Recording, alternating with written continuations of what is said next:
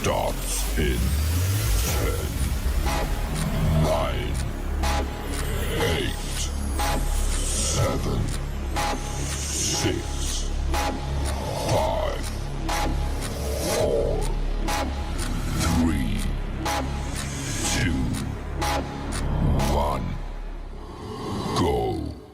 Good morning, everyone, especially to our instructor, Dr. Dennis Bilicura. I am Giza Pari-an, and now we will travel to the country China, Vietnam, and Philippines to know their strengths, weaknesses, opportunities, and strengths of early childhood education. And now, let's begin to the country China. Preschool education is an important component of education costs in China. In urban areas, preschool education is mainly kindergartens of 1 to 3 years, which would be full-time, part-time, boarding, or hour rec. In rural areas, preschool education is mainly nursery classes and seasonal kindergartens in additional. In the aging, minority, remote, and poor areas, beside the normal preschool education, there are irregular education with various forms such as children activity centers, game groups, mobile aids center, and mobile services called Caravan. And now let's talk about the strengths of the country China. Okay, Chinese educational system are affordable, respectful culture, and emphasize on memorization through practice. For many Chinese universities, the cost of attendance is pretty cheap, and not only that, but the cost of living, the food, and accommodation is really affordable for international students, which might be the overwhelming factor. The affordable education cost. Education in China is generally less expensive than in many other leading countries, which such as US, the UK, Australia, and Canada. Next is respectful culture. For young children and older students alike, the Chinese educational system emphasizes an incredible amount of respect for teachers, which is a great perk of the Chinese education system. Even if you take a look into today's classroom, students in China are found looking up their teachers and listen to them intently. Necessary breaks between classes. Okay, schools usually take a 15 minutes break in the middle of the day to have students perform some eye relaxation exercises to help reduce strain. Students also get a break during lunch hours in which they can go home, have lunch with their family, and then rest up a little before returning to school. By giving each student time to relax between classes, the institution tries its best to care for physical and mental well-being. For international students, the break times between classes are a great way to make new friends and develop new skills of listening and speaking Chinese. Let's go on to Chinese weaknesses. Okay, first, lack of group project and collaborations. Okay, for everyone moving for China for education from a Western country, the heavy reliance of exam will seem like a huge adjustment. To get into college, students are often required to pass an entrance exam and from school till college. Students are expected to learn everything they are taught through exam. Next, lack of personal communication with their professor. Due to the lack of personal communication with the teacher, you will need to ask for your peers' help if you are facing problems in the course. Don't be afraid to ask for notes and make sure to pay attention during class. In most cases, Chinese primary classrooms have only one teacher that stays with the students for years, which is a cone of the Chinese educational system. They also extremely focus on working hard all the time because that is how they learn. There is simply no place or time for any individuality and creativity. Due to their lack of creativity, the Chinese educational system might not be for everyone since it discourages the growth of creativity, which might lead to spectacular innovation. Next, lack of professional qualifications motivates many kindergarten teachers to make of online platforms for teachers where they could refer to shared resources on teacher training to enrich their teaching practice. More important, the platform helps them to get to know their kindergarten teacher community for close interaction and networking. Okay, for example, is in an app where teacher could download on their mobile devices, enabling them to access to all sort of education resources and materials, also get connected with the community. This is a great benefit for their teaching experiences. Let's go to the opportunities. Okay, the Chinese education is compulsory. They have the opportunity to learn with the level of nursery 0 to 3 years old, kindergarten 3 to 6 years old, and primary schools are 5 to 6 years old.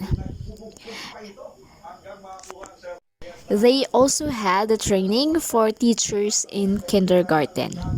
There's a lot of trainings for teachers in kindergarten. The challenges in terms of access, especially to the lack of universally benefit kindergartens as well as teachers shortage, actually generate certain market needs. With guidance of government, potential opportunities arise. Under the guidance of Chinese government, early childhood education sees the thread of building new models of kindergarten in China. The interest for international education, especially for early childhood years, contributes to the development joint kindergarten establishment by China and overseas partner. Okay, let's go to the threats. Okay, teachers shortage, online education platform for children, lack of qualified teachers. Parents in China have been constantly struggling with getting their children enrolled in their dream kindergarten. The past decade across urban and rural areas. The long-term challenge as well as the high tuition fee of kindergartens poses a threat to Chinese early childhood education. What would your response be if I said kids under the age of 7 learn 120 times faster than kids after 7, and by the time they reach the age of 6, their brain is already 90% developed? These are the claims by the supporters of the early childhood education and has been taking hold in China, the world's biggest education market. Now, how does it work? And does it work? Let's find out.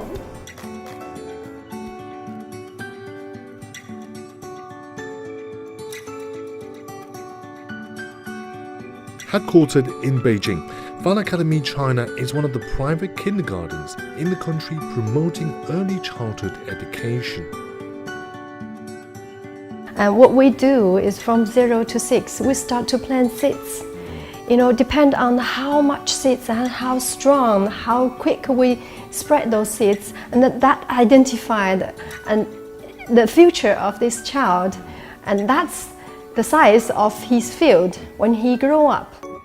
Fun Academy China partners with Finland's Fun Academy education company that teaches kids from 1 year to 6 years of age skills through play-based learning. So we've been decorating this room as our demo class for the space program. Well, you can see that in this room, the decoration and stuff are space related. So that gives them the idea of the theme.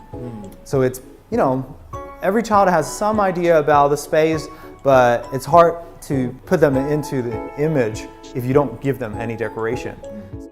For Konstantin, breaking down big topics like space means getting the kids to do hands-on activities that they can feel and remember. So you can see some of the students choose to only put in the golden sand into the bottle. Okay. So in the bottle, we put half of the transparent glue in it and half water. Okay. Yeah. So that kind of creates this kind of slow motion texture, isn't it? Right. Yeah, you can see that. Okay, that's interesting. Right. Some students choose to put in stars. Some choose to put in, different color sand. Yeah. And also some of them would choose to put an astronaut in it. Oh, okay. Yeah. So this can be also developed into other programs. Reflecting Fun Academy's space program, people like Jiang and Konstantin, they encourage kids to start learning skills young. A baby on the age of 3, the brain development is already reached level of 70% of an adult. 70%? Yeah. At the age of 6, it reaches 90%. Imagine, that's whole your life part, 90%. Only 10% left for you to further develop and to make change. When babies are born, they already have all the brain cells or neurons they will have for the rest of their life. But it's the connections between these cells that really make the brain work. And during early childhood years, at least 1 million new neural connections or synapses are made every second, and this is more than any other time in life. Once developed though, these connections are important for things like motivation, self-regulation, problem-solving and communication, and it's much harder for them to be developed later in life. So essentially, a young child's daily experiences determine which brain connections develop and which will last for a lifetime. So kids being able to learn from a young age also means parents need to spend their hard-earned money to enroll them in places like Fun Academy China. 非常认同芬兰的这种教育理念，因为我觉得它是比较先进的，也特别适合孩子们的这个成长规律的。在这里呢，我觉得孩子们的学习状态就是他们所说的那种从游戏当中学习，以玩为主。所以说，这个我觉得是跟其他的幼儿园最大的一个不同。And those early investments apparently do pay off. The National Bureau of Economic Research in the United States says returns are at its highest when youngest, and that's even before birth for that matter. But the returns gradually decrease as the child becomes older. But for China, is the government doing enough to promote this? It is very difficult to get into preschools and also very expensive to get into preschools. These are already big issues, big problems right now, even for children at 3 to 6. So the problems are even more severe for 0 to 3. So I do think that if the government can get into this market and can provide some cheaper child care centers, and that would be much better for child development and also for family life. In fact, in China, early childhood education differs from the West. Here, it's usually for kids 0 to 3 years and is under the healthcare system. And because it's not part of the country's public education system, private enterprises like Fun Academy are helping to meet its growing demand in popular cities like Beijing. And as recently as April this year, China announced plans to spend around $2.4 billion to build more kindergartens and increase public access to affordable preschool education. And the pressure is on. By next year in 2020, there will be 130 million kids from 0 to 6 years in China. That's nearly Russia's total population. And almost 120 million kids will apply for preschool education in 2020. Private education centers are here to stay in China now and beyond. And China's focus on early childhood education shows that the public and the private sectors agree on one thing: that critical action must start at a preschool age to have the most impact on children's later performance and beyond. I'm Josh, stay tuned with China Matters. And now let's go to the country Vietnam. Preschools in Vietnam and pre-kindergartens in Vietnam have a few similarities. They are categorized under the primary category, which aim to promote kindergarten and school readiness in children. Both preschools and pre-kindergartens in Vietnam emphasize on the importance of play, discovery, and hands-on learning. Activities such as music, dance, art, physical play, and dramatic play can be found in both preschools and pre-kindergartens. Next, preschool and pre-kindergartens in Vietnam promote the developmental learning and growth in children. The education a child receives in preschool and pre-kindergarten in Vietnam will help build communication skills, self-confidence, and self-esteem alongside academic skills. And now let's go to the strengths of Vietnam. Okay. Preschools in Vietnam is not compulsory. You can choose to let your children to go to school or stay at home at this stage. Trained well to become a great citizen. Affordable tuition fees. Vietnamese people have high respect in learning. Teachers are passionate in teaching. They give importance to play, discovery, hands-on learning. Build communication skills. Pre-primary education in Vietnam is mostly free. Teachers strengthening capacity at the point of delivery requires teachers to have a deeper repertoire that what is needed knowledge transmission. Education remains a rational priority for the government as it believes it will determine the economic success of the country. The government also working on improving access to schools and improving the quality of education in Vietnam. And now, let's tackle about the weaknesses. In Vietnam, they are lack of facilities, lack of qualified teachers. Education in Vietnam needs to be career-oriented and tailored to students' interests. Give more options, optional classes, greater quality school advisor. Children are forced to learn. Unqualified teachers. Teachers are treated badly and recruited poorly, which lead to many regrettable incidents. Academic heavy curriculum. There are lack of soft, practical skills. Irrelevant and stable educational policies. And also students dare not to ask in class even when they don't understand for fear of being branded by teachers as troublemakers. And let's go to for teachers accustomed for traditional practices, changing teaching methods and fostering new skills can be a complex endeavor. Developing a high-order skills requires teachers to have a different mastery of their subjects and wider pedagogical repertoire than what is needed for knowledge transmission. Let's proceed to the opportunities. Studying and working for time for moms.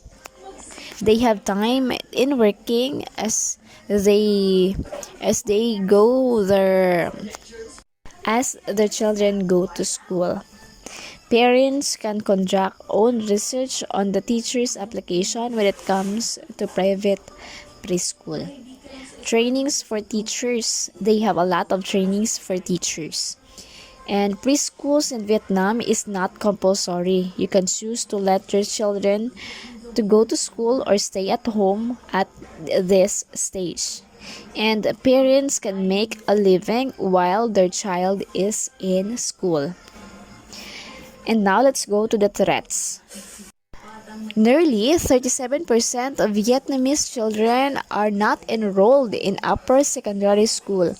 Since PISA accesses learning of 15 years old and score were likely flattened by underrepresentation of students from low income and disadvantaged groups. A major challenge is to reduce early child dropout and related inequalities while remaining quality.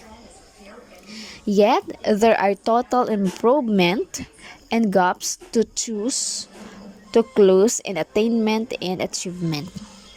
They also have long hours and new sick days for teachers, and the teachers have low pay. And now, let's go to our own country, the Philippines. Let's go to the strengths. As we all know, teachers here in the Philippines are very hardworking. They really love their learners. In the Philippines, we also learning through play. We give importance of playing, especially to the ages 3 to 5 years old. Okay, creativity, excitement, and learning. Every child deserves a deeper education to become a productive child. We focused on play-based learning. Education in the Philippines is seen to have a big role in national development of country. It is looked into as a means of alleviating poverty, decreasing criminalities, increasing economic benefits, and ultimately uplifting the standard of living of the Filipino masses. Knowing what are the rules and what is expected of educational system, famously bigger the problems of the society are, the bigger the burden of the educational system has finding a solution to these issues that are within the scope of responsibilities. The Philippines educational system is concerned in responding the ever-changing milieu in the international academic community where students must be globally competitive. That means that the programs has to be aligned to meet the international standards. Through it means that the educational system aims to achieve the higher quality of education. The concern here is whether our institutions are able to meet the standards or will be left behind because of the constant changes of which that leads to the instability of the educational programs. Let's go on to their weaknesses. In the Philippines, or here in the Philippines, as we all know, we are lack of instructional materials. Next, lack of teachers. We have more students, bigger students, but we have less teachers. And as teachers, we also get a low salary. Too much learning. We should balance between learning and play. And here in the Philippines, we are very lack of internet connection, especially sa mga kabukiran. Let's go to the opportunities. We teachers, we have trainings. We have a lot of trainings to become a productive one. And also we have scholarship from different sector to help children to reach their goal in life.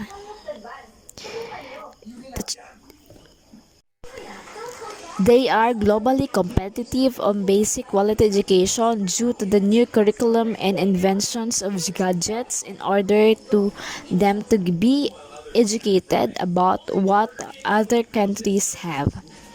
It will serve as training ground in preparation to the qualified exchange students. Community involvement services in line with the choose program or the chosen programs. Factors affecting the development of the whole educational system, including enrollment threats and administrative policy, are then identified, and the consequences of expanding educational system on the absorption and capacity of the labor market are noted. Citing the characteristics of present labor force, the authors estimate the demand for supply of high qualified labor. And for making suggestion improving educational planning for employment purposes, the qualitative factors of students' aspirations and expectations are examined through a survey of university admission requirement, student backgrounds, chosen and abandoned career activities. And now let's go to the threats. We here in the Philippines, we have lack of appropriate psychosocial care and stimulation, inadequate protection. As what I said, we have also lack of or low pay, lack of other resources. According to the article of the issues and concerns of the Philippines education, number of the graduate from different university and colleges that cannot be accommodated by the labor market, since professionals are forced to accept the employment far from their area specialization and trainings because they need to work and earn for their families. Countries concerned are increasingly unstable to satisfy local demand for higher education, as many of these developing countries. Dropout rate increased due to senior high 40,000 junior high school completers were estimated from dropout of the Philippines educational system. They choose to stop going to school for work in order to help their family, victimize their own overwork and underpaid policy for system, and past and present depressions. Explains why the teaching profession is not attracting the best and brightest for the crop of the students anymore.